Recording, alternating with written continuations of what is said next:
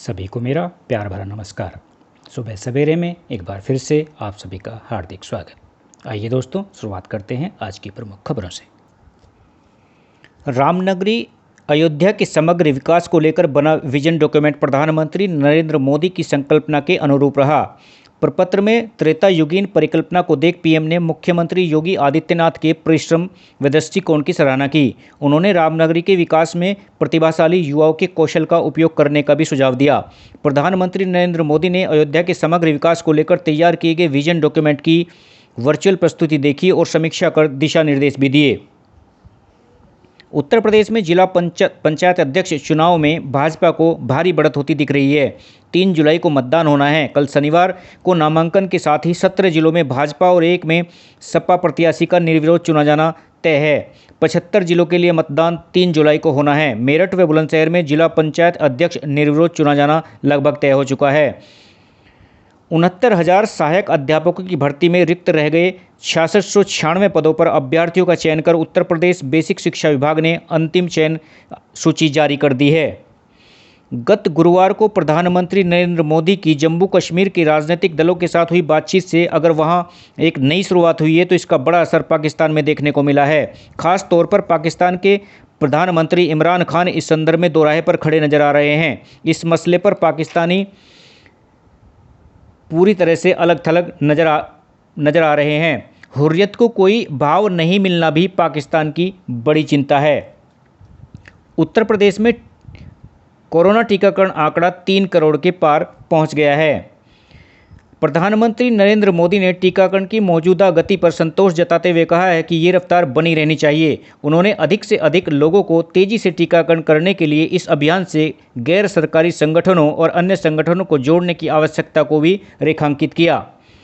विज्ञानियों ने एक ऐलान किया है कि उत्तर पूर्वी चीन में मिला मानव का सिर एक नई प्रजाति से जुड़ा हो सकता है। इस प्रजाति को वैज्ञानिकों ने होमोलोगी या ड्रैगन मैन का नाम दिया है। यह सिर सदी के चौथे दशक में हार्बिन शहर में मिला था, लेकिन ये छुपा कर रखा गया था। ये सिर 46,000 साल पुराना है।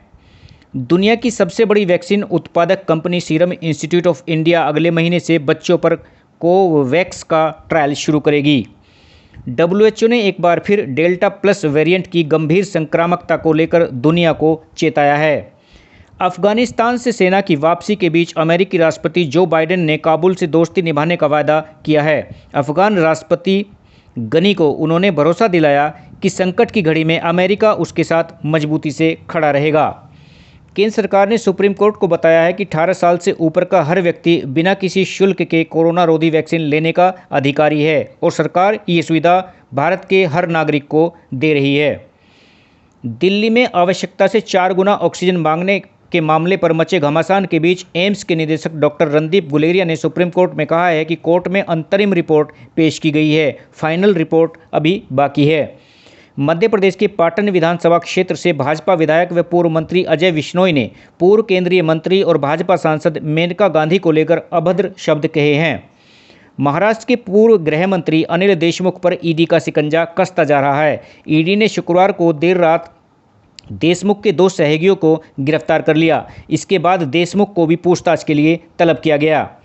केंद्र सरकार ने सुप्रीम कोर्ट को बताया है कि उसके साथ राजकोषीय सामर्थ्य का कोई मुद्दा नहीं है, लेकिन राष्ट्र के संसाधनों का तर्कसंगत, विवेकपूर्ण और सर्वोत्तम इस्तेमाल करने के मद्देनज़र कोरोना के कारण जान गंवाने वालों के परिवारों को 4 लाख रुपये का मुआवजा नहीं दिया जा सकता। 2.5 दर्जन पावर प्रोजेक्ट के दिन अब बहुरेंगे। 25,000 मेगावाट क्षमता वाली इन परियोजनाओं को गैस उपलब्ध कराने की रणनीति तैयार हो रही है। गैस की कमी की वजह से ये 2 दर्जन बिजली परियोजनाएं कई वर्षों से बेकार थी। अब पेट्रोलियम और बिजली मंत्रालय मिलकर इन्हें शुरू करने के लिए रणनीति तैयार कर रहा है। अगले साल 5 राज्यों में होने वाले विधानसभा चुनाव के मद्देनज़र सरकार और संगठन के बीच समन्वय और तालमेल बेहतर बनाने की कोशिशों के तहत शीर्ष भाजपा नेताओं ने शनिवार को पार्टी मुख्यालय में गहन मंथन किया। अध्यक्ष जेपी नड्डा द्वारा बुलाई गई इस बैठक में गृह मंत्री अमित शाह, रक्षा मंत्री राजनाथ सिंह सहित कई मंत्री उपस्थित रहे। राजधानी दिल्ली और एनसीआर समेत पश्चिमी उत्तर प्रदेश, हरियाणा, पंजाब और राजस्थान में मानसून की बेरुखी अब भारी पड़ने लगी है। हवा में नमी और गर्मी से बड़ी उमस में जहां लोगों को पसीने से तरबतर कर रखा है, वहीं खरीफ खेती भी प्रभावित हो रही है। मौसम विभाग का कहना है कि पछुआ हवाओं ने मानसून का रास्ता रोक रखा है। कृषि कानूनों के विरोध में कई राज्यों में किसानों ने प्रदर्शन किया। वहीं आपातकाल की याद दिलाते हुए प्रदर्शनकारी अराजक हो गए। कई जगहों पर पुलिस व प्रदर्शनकारियों में सीधी झड़पें हुई। नारकोटिक्स कंट्रोल ब्यूरो ने शनिवार को अंतर्राष्ट्रीय ड्रग तस्करी का पर्दाफाश करते हुए गिरोह के 8 सदस्यों को गिरफ्तार कर लिया।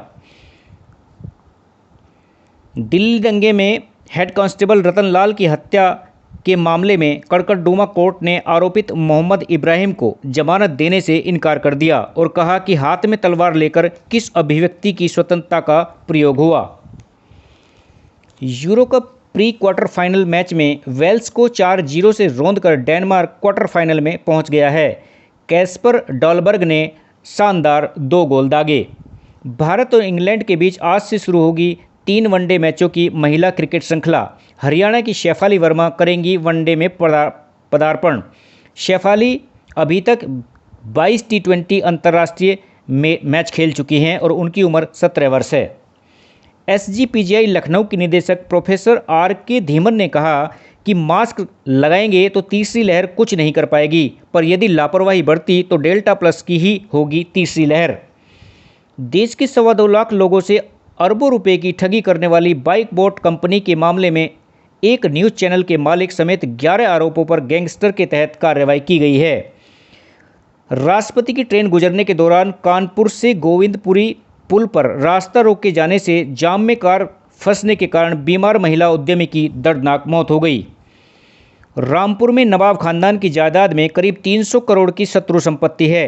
इस पर अपना दावा जताते हुए भारत सरकार गृह मंत्रालय के सह अभिरक्षक शत्रु संपत्ति ने पत्र जारी किया है। बिजनौर के गांव उमरी में काली माता मंदिर परिसर में एक युवक ने पुजारी की डंडों से पीट कर हत्या कर दी। पुजारी की हत्या कर दी। हमलावर को मानसिक रूप से बीमार बताया जा रहा है। अब बात शुगर को काबू रखने वाले इंसुलिन के पौधे की। इंसुलिन बहुवर्षीय पौधा है। ये झाड़ूनुमा होता है। इसकी ऊंचाई 2.5 से 3 फीट तक होती है। फर्न प्रजाति में जिस प्रकार राइजोम के नए पौधे तैयार होते हैं, उसी प्रकार इसमें भी राइजोम से नई पौध बन जाती है। बरसात के सीजन में इसकी पौध लगानी चाहिए। खाद के साथ साथ समय पर पानी दें तो इसकी वृद्धि तेजी से होती है। इंसुलिन के पौधे के क्या फ़ायदे हैं? यह पौधा औषधीय गुणों से युक्त होता है। आयुर्वेदिक दवाई बनाने में इसकी पत्तियों का प्रयोग किया जाता है। शरीर में मेटाबॉलिक प्रोसेस को दुरुस्त करता है। पौधे में मौजूद प्राकृतिक रसायन इंसान के शरीर की शुगर को ग्लाइकोजन में बदल देता है। इससे मधुमेह पीड़ितों को फ़ायदा होता है। यह पौधा ग्रामीण अर्थव्यवस्था के उत्थान में मदद कर सकता है। इससे किसानों की आमदनी बढ़ेगी। एक बार पौधा लगाने के बाद उससे ही नई पौध तैयार करते रहा जा सकता है। अब बात इधर उधर की। कोरोना महामारी में दुनिया की अर्थव्यवस्था को प्रभावित किया है। सबसे ज़्यादा प्रभावित होने वाले क्षेत्रों में हॉस्पिटैलिटी उद्योग है। कई देशों में लॉकडाउन के चलते रेस्तरां तो बंद रहे या फिर लोग आए ही नहीं। इस बीच अमेरिका प्रांत न्यू हैम्पशायर में एक ऐसा मामला सामने आया जहां पर रेस्तरां में खाना खाने वाले व्यक्ति ने $37 बिल के एवज में बारटेंडर को $16,000 यानी 11 लाख रुपए अधिक की टिप दी। यह पूरी घटना तब सामने आई जब न्यू हैम्पशायर के लंदन डेरी स्थित restaurant stumble in bar and grill के मालिक माइकल जरेल ने फेसबुक पर बिल की तस्वीर साझा की। NBC से बात करते हुए उन्होंने कहा कि शुरुआत में जब बिल देखा तो ऐसा लगा कि यह कोई टाइपिंग एरर है। रेस्तरां मालिक ने कहा कि घटना के बाद से वह व्यक्ति कई बार आ चुका है और मैं उससे मिला भी हूं। टिप के पैसे के बारे में पूछे जाने पर माइकल ने कहा कि उसे 8 बार टेंडर के बीच बांट दिया गया। टिप का एक हिस्सा किचन में काम करने वालों को भी दिया गया। अब बात आज ही के दिन की। दुनिया का पहला एटीएम आज ही के दिन वर्ष 1967 में उत्तरी इंग्लैंड के एनफील्ड इलाके में स्थित बार्कलेज बैंक में लगाया गया था। भारत में पहले एटीएम की बात करें तो इसे वर्ष 1987 में HSBC बैंक ने मुंबई में स्थापित किया था। वर्ष 1957 में आज ही के दिन प्रकाशित हुई ब्रिटेन की मेडिकल काउंसिल रिसर्च की एक खास रिपोर्ट में पहली बार यह बताया गया कि फेफड़ों के कैंसर की एक बड़ी वजह धूम्रपान है। राष्ट्रीय गीत वंदे मातरम के रचयिता बंकिम चंद्र चटर्जी का जन्म आज ही के दिन 1838 को बंगाल के उत्तर 24 परगना जिले में हुआ था। सरकारी नौकरी के चलते उन्होंने साहित्य के माध्यम से स्वतंत्रता आंदोलन में भाग लेने का संकल्प लिया। उनका पहला उपन्यास राय मोहन्स वाइफ अंग्रेजी में था। 1872 में मासिक पत्रिका बंग दर्शन का प्रकाशन किया। रविंद्रनाथ टैगोर जैसे लेखक बंग दर्शन में लिखकर ही साहित्य के क्षेत्र में आए। उनका सबसे चर्चित उपन्यास आनंद मठ 1882 में प्रकाशित हुआ। इसी से वंदे मातरम गीत लिया गया है।